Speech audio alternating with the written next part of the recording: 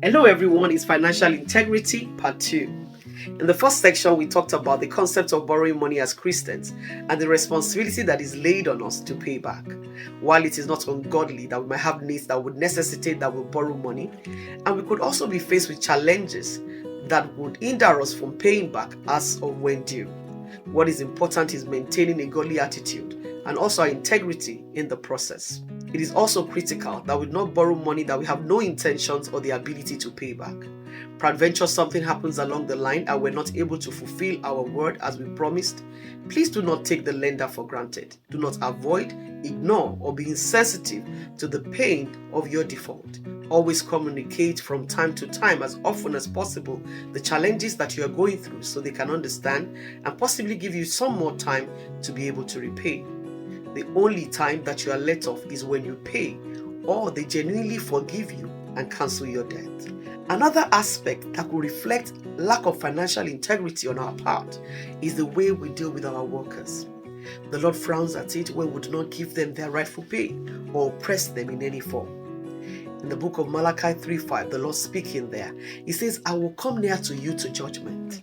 I will be a sweet witness against the sorcerers, against the adulterers, against false swearers, against those that oppress the hireling in his wages, the widows and the fatherless, and turn aside the stranger from his right, and fear me not, says the Lord of hosts. In Jeremiah 22:13, the Lord was speaking concerning King Joachim. In the Amplified Version, He says, woe, judgment is coming to him who builds his house with acts of unrighteousness, and his upper chambers in injustice, and uses his neighbor's service without pay, and does not give him wages for his work.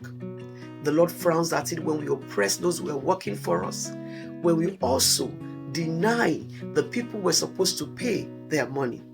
But beyond denial and oppression, He goes further to say that Leviticus 19:13, it says, do not defraud or rob your neighbor. Do not make your hired servants to wait until the next morning for their pay. The Lord says, I'm against the oppressor. I'm against those who deny. And even when you delay, I see it as a crime as well.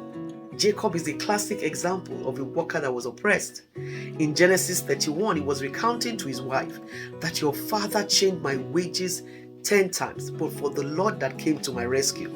He was speaking to Laban himself in verse 41 to 42. And he said, look, I worked for 14 years for your daughters and 6 years for your cattle, yet you changed my wages 10 times. But for the Lord that came to my rescue, I would have left you empty-handed. Beloved, God is watching us and how we deal with those who are working for us. The Lord transferred the wealth of Laban into the hands of Jacob as his defense for Jacob. The Lord is able to defend anyone we don't treat well.